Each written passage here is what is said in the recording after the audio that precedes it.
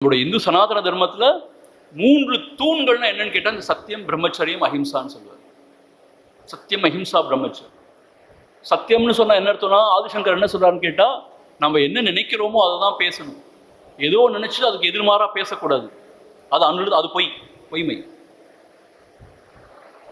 இப்போ நம்ம ஒரு வார்த்தை சொல்லி நம்ம இதயத்தில் இருக்கிற அந்த ஃபீலிங்கை இன்னொருத்தங்க இதயத்தை ஏற்படுத்த முடிஞ்சா அதான் சத்தியமான வார்த்தை.